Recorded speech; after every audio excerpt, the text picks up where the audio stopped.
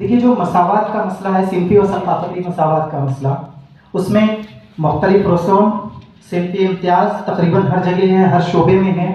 مختلف قسم کے جرائم ہوتے ہیں جس میں پدرشاہی نظام اور حاکم اور محکوم کا جو مسئلہ ہے، ثانوی حیثیت کا جو مسئلہ ہے، حقوق و قوانین کا مسئلہ ہے، سماج کا ظالمانہ رویہ جو ہے اور سماجی نظریات جو قائم کیے گئے ہیں، لڑکیوں کا تعلیم سے دور ہونا اور کام اور اجرت میں فرق اور مزدوری میں فرق ہوتا ہے جو، اور گھریلو ذمہ داریاں، فیصلہ سازی کا جو حق ہے، ملازمت ہے، تعلیم، کورس، ان تمام پر میں ایک ایک لائن دو لائن پہ اشارہ کرتے ہوئے چلوں گا.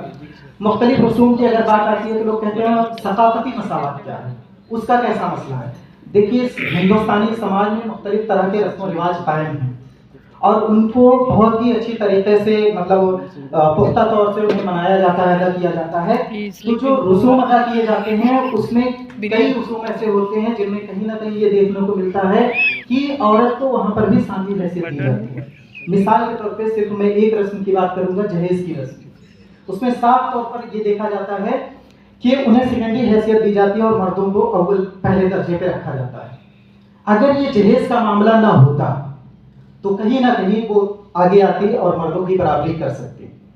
صنفی امتیاز کا جو معاملہ ہے اس کی وجہ سے ہندوستان میں بہت ساری برائیاں سامنے آتی ہیں، بہت سارے جرائم سامنے آتے ہیں.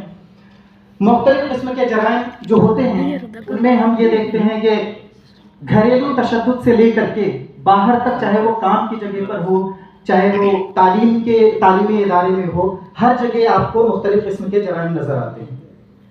پدرشاہی نظام اس کی اہم وجہ ہے.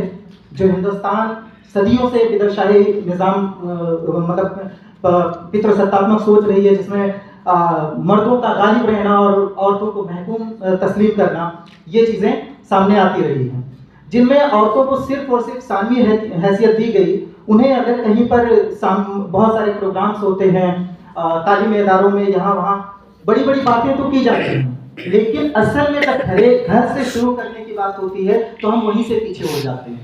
جبکہ یہ جو ذمہ داری ہے گھر سے شروع ہوتی ہے. اگر ہم یہ کام گھر سے ختم کرنا شروع کریں، ان مسائل کو ختم کرنے کی کوشش کریں، تب یہ آگے بڑھ سکتا ہے. لیکن ہم پروگرامز میں بات کرتے ہیں اور گھر پر یہ کام نہیں کرتے ہیں. چاہے وہ شادی کے مسئلے کو لے کر کے ہو، چاہے وہ تعلیم کے مسئلے کو لے کر کے ہو، وہاں پر مردوں کو ہی، لڑکوں کو ہی اہمیت دی جاتی ہے. یہاں تک کہ ان کے من مطابق کورس یا تعلیم حاصل کرنے یا مضمون لینے تک کا بھی ان کو حق نہیں دیا جاتا ہے اپنے مطابق. اور یہ ہوتا کیسے ہے؟ یہ سماج کے مذہبی نظریات ہوتے ہیں، وہ اس حساب سے قائم کیے جاتے ہیں کہ ہماری لڑکی کو یہ تعلیم حاصل کرنی ہے اور اس ادارے میں جانا ہے اور اتنی دور تک جانا ہے. اب یہ بات ترقی کی ہو رہی ہے کہ ترقی کیسے کرے گی. آپ کی سوچ یہ ہے کہ وہ مذہبی تعلیم حاصل کرے گی، ابتدائی تعلیم حاصل کرے گی، گھر سے دور نہیں جا سکتی ہے، تو ظاہر ہے کہ وہ ترقی کی راہ پر گامزن نہیں ہو سکتی ہے. کیونکہ ترقی کی راہ پر گامزن ہونے کے لیے اسے دور تک بھی جانا پڑ سکتا ہے، اسے مختلف کورسز کرنے پڑ سکتے ہیں، اور نئی چیزیں آ رہی ہیں تو اسے ان چیزوں کو سیکھنا پڑے گا، اسے اس پر عمل کرنا ہوگا.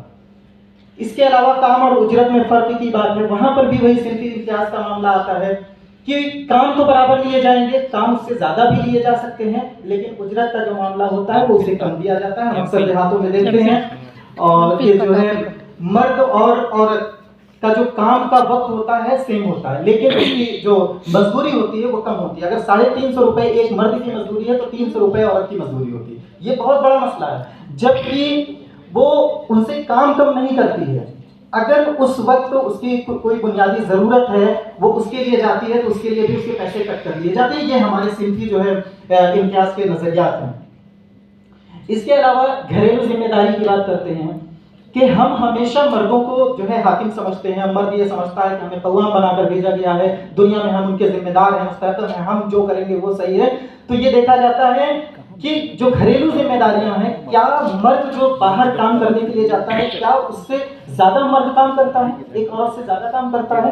عورت جو گھر میں کام کرتی ہے کہیں نہ کہیں مردوں سے زیادہ کام کرتی ہے اور اس سے کہیں زیادہ ذمہ داری والا کام ہوتا ہے. اب میں سیدھے خلاصے پر آتا ہوں.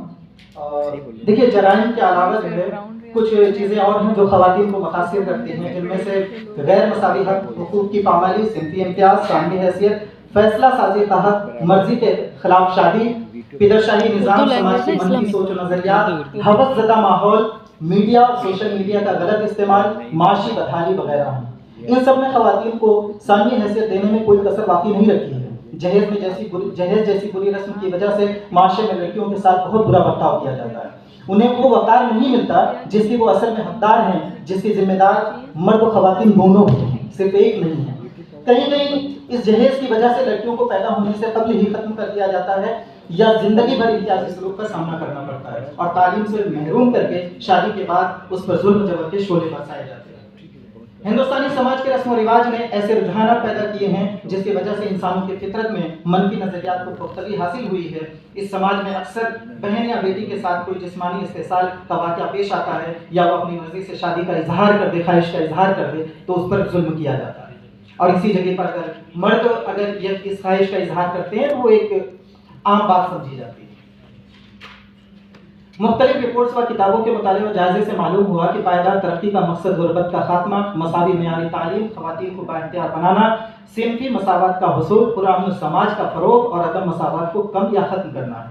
لہذا پائیدار ترقی میں صنفی و ثقافتی مساوات کے مسئلے کو دور کرنے اور انہیں اس مسئلے سے باہر نکالنے کے لیے ہمیں کئی پہلوؤں پر کام کرنے کی اشد ضرورت ہے۔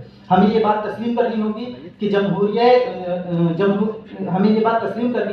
کہ جمہوریت اور آزادی صرف مساوی سماج یا معاشروں میں ہی فروغ پا سکتی ہے۔ اس لیے ہمیں خواتین کی پسماندگی کے خاتمے کا عمل اور صنفی اور ثقافتی مساوات کے مسئلے پر فوری کام کرنے کی ضرورت ہے، جس پر کہیں نہ